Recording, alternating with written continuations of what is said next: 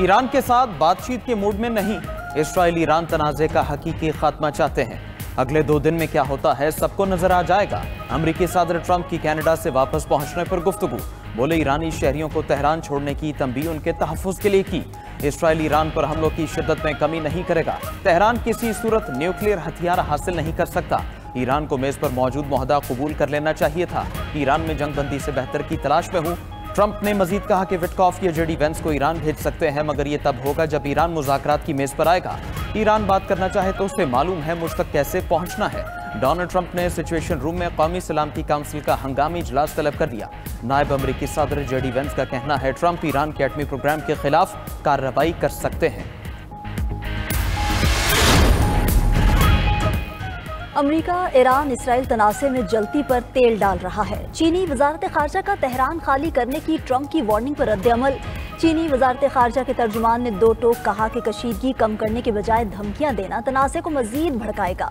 तनाज़े पर तेल डालना या दबाव बढ़ाना कारगर साबित नहीं होगा। इस तरह से तनाज़ा मजीद शिद्दत इख्तियार करेगा। तर्जुमान चीनी वजारत खारजा ने मजीद कहा कि धमकियों से मशरिक़ वुस्ता में अमन कायम नहीं हो सकता। सूरत हाल को पुरसकून बनाने के लिए सफारती रास्ता ही वाहिद हल है। दूसरी तरफ उज़्बेक हम मनसब से गुफ्तगू में चीनी सदर शी जिनपिंग ने कहा कि इसराइली कार्रवाइयों से मशरिक़ वुस्ता में कशीदगी बढ़ी है। दुनिया अब अमरीका के बगैर भी आगे बढ़ सकती है। अमरीका माजी की जवाल पजीर सल्तनतों से सबक हासिल करे। अमरीका अपने आप को सियासत और मईशत में हमेशा के लिए नागुज़ीर समझना छोड़ दे। इलाकाई कशीदगी में इजाफा आलमी मुफाद में नहीं। हर ताकतवर सल्तनत ने खुद को नाकाबिले शिकस्त समझा, मगर हर एक का सूरज आखिरकार गुरूब हुआ। दुनिया का एहतराम न करने वाली कौम अपने जवाल की राह हमवार करती है। ईरान ने इसराइली हमले रुकवाने की दरखास्त की है, कतर का दावा। तर्जमान कतरी वजारत खारजा का कहना है ईरान ने सऊदी अरब, कतर और ओमान से राबिता किया। ईरान ने इन ममालिक से दरखास्त की है कि वो सदर ट्रंप से इसराइली हमले रुकवाने के लिए कहें। ईरान इसराइल कशीदगी गजा में जंग बंदी में ताखीर का बायस बन रही है। ईरानी जौहरी तनसीबात पर इसराइली हमलों की मजम्मत करते हैं। कतर ईरान और इसराइल तनाज़ा खत्म कराने के लिए अमरीका से राबिते में है। इस जंग का खित्ते की सलामती और तवानाई पर गहरा असर पड़ सकता है।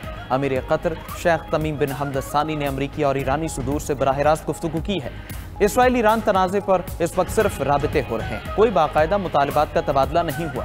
दूसरी तरफ रूस ने ईरान और इसराइल के दरमियान सालिसी की पेशकश कर दी। क्रेमलिन का कहना है रूसी सदर पुतिन सालिसी के लिए तैयार है, लेकिन इसराइल अमन की राह पर आने से भाग रहा है।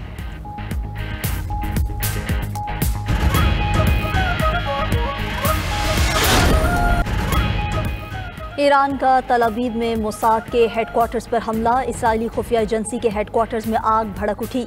ईरानी मीडिया के मुताबिक इसराइली मिलिट्री इंटेलिजेंस इदारे अमान के मरकज को भी निशाना बनाया गया। तल अवीव के जनूबी टाउन याम पर ईरानी मिसाइल हमलों से शदीद नुकसान। हर्जलिया में हसास हदफ पर मिसाइल लगने से इमारत मलबे का ढेर बन गई। ईरानी हमले से इसराइल की हैफा रिफाइनरी भी तबाह। 3 मुलाजमीन हलाक हो गए। हैफा रिफाइनरी की पैदावार मुकम्मल रुक गई। ईरानी मिसाइल हमलों में 80 से ज़ायद इमारतें मलियामेट। इसराइल की जुम्मे से अब तक 27 हलाकतों की तस्दीक। 600 से ज़ायद इसराइली जख्मी हो चुके। इसराइल की अपने शहरियों को घरों के अंदर रहने की हिदायत। इसराइल ने नुकसान छुपाने के लिए सेंसरशिप सख्त कर दी।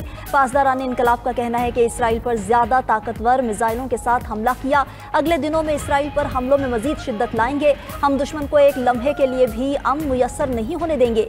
ईरानी फौज का एक और इसराइली F-35 तैयारा मार गिराने का दावा। ईरानी मीडिया ने अस्फहान में ड्रोन और धमाका खेज मवाद के गोदाम की वीडियो जारी कर दी। इसराइल की ईरान के शिमाली शहर कज़वीन पर शदीद बमबारी। इस्फहान के शिमाल और मशरक में धमाके सुने गए। इस्फहान में एयरबेस पर भी बमबारी। दारुल हुकूमत तेहरान के इलाके इंदरजगो में भी इसराइली हमले। इसराइली फौज ने मगरबी ईरान में मिसाइल लॉन्च पैड्स पर हमले का दावा भी किया। पासदारान इनकलाब के सेंट्रल हेडक्वार्टर्स के आला कमांडर अली शादमानी को शहीद करने का भी दावा। अली शादमानी को 2 रोज पहले ही साबिक सरबराह गुलाम अली राशिद की शहादत के बाद तैनात किया गया था। इसराइली फौज का कहना है मगरबी ईरान में अहदाफ पर हमले मुकम्मल कर लिए। 50 जहाज़ों से 170 ईरानी फौजी अहदाफ को निशाना बनाया गया। तेहरान के हवाई अड्डे पर 2 ईरानी F-14 तैयारे तबाह करने का भी दावा। इसराइली हमलों में अब तक 224 ईरानी शहीद, 900 जख्मी हो चुके हैं। ईरान ने तमाम डॉक्टर्स और नर्सेज की छुट्टियां मनसूख करके वापस काम पर बुलाने का हुक्म दे दिया। ईरान में सरकारी अफसरों पर इंटरनेट से मुंसलिक आलात के इस्तेमाल पर पाबंदी। ईरानी मीडिया के मुताबिक इक़दाम मुमकिन इसराइली हैकिंग या ट्रैकिंग के खदशे के पेश नज़र उठाया गया। ईरानी स्टॉक मार्केट को इतवार तक बंद कर दिया गया।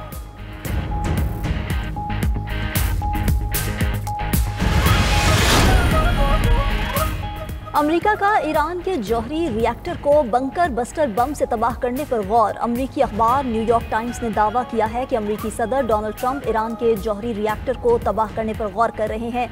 ज़ेर ज़मीन फर्दो जौहरी रिएक्टर तक अमेरिका का 30,000 पाउंड वजनी सबसे बड़ा बंकर बस्टर बम ही पहुंच सकता है। दिफाई माहिरीन का कहना है कि GBU-57 सिर्फ B-2 बमबार से ही गिराया जा सकता है। अमेरिकी साख्ता GBU-57 सबसे खतरनाक बंकर बस्टर बम है।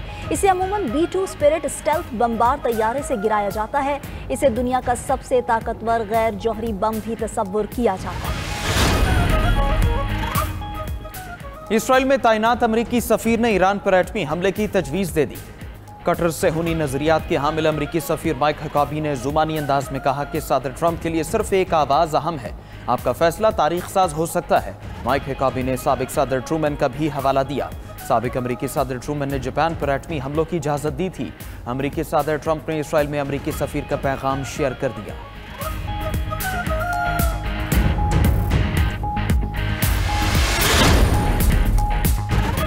पाकिस्तान समेत 20 मुस्लिम ममालिक ने ईरान की हिमायत कर दी। 20 ममालिक के वज़ीर ख़ारजा की इसराइली हमलों की मज़म्मत। ईरान के एटमी प्रोग्राम पर मुज़ाकरात और सिफारतकारी पर जोर दिया।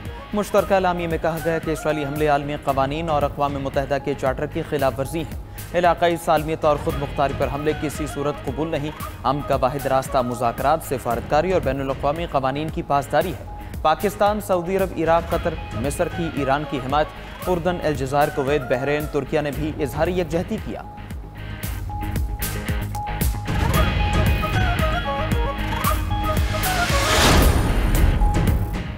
इसराइली वजीर दिफा की ईरानी सुप्रीम लीडर को कत्ल करने की धमकी। इसराइली वजीर दिफा का कहना है कि अली खामनाई का अंजाम सद्दाम हुसैन जैसा हो सकता है। मजीद कहा कि ईरान के मजीद 10 जौहरी अहदाफ को तबाह करेंगे।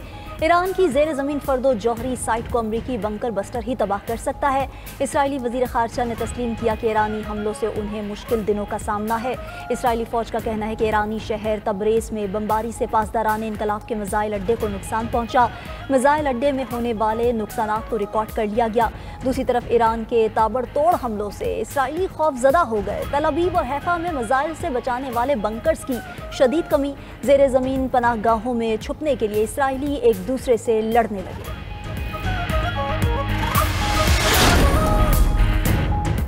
ईरानी बमबारी से खौफजदा इसराइली मुल्क छोड़कर भागने लगे। मीडिया रिपोर्ट्स के मुताबिक मुल्क से फरार के लिए इसराइली हज़ारों डॉलर अदा कर रहे हैं।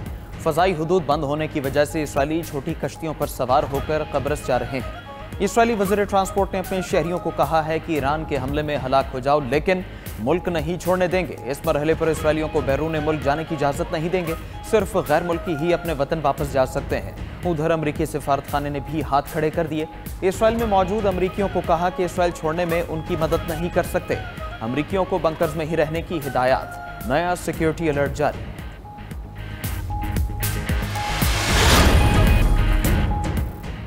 रूस के यूक्रेन पर ड्रोन और मिसाइलों से हमले, 15 अफराद हलाक, मुतादिद जख्मी हो गए। मीडिया रिपोर्ट्स के मुताबिक रूस ने कीव में दर्जनों शहरी अहदाफ को निशाना बनाया। इमारतों में आग भड़क उठी। यूक्रेनी सदर का कहना है रूसी अफवाज ने यूक्रेन में 440 से ज्यादा ड्रोन और 32 मिसाइल दागे। यूक्रेनी फजाइया का 402 ड्रोन और 26 मिसाइलों को मार गिराने का दावा।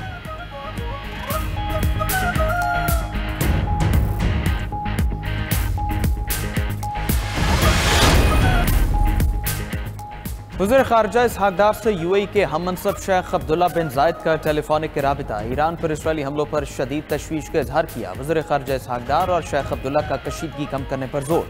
दोनों रहनुमाओं का खित्ते में अमन व इस्तेहकाम के लिए कोशिशों की हिमायत पर इत्तिफाक।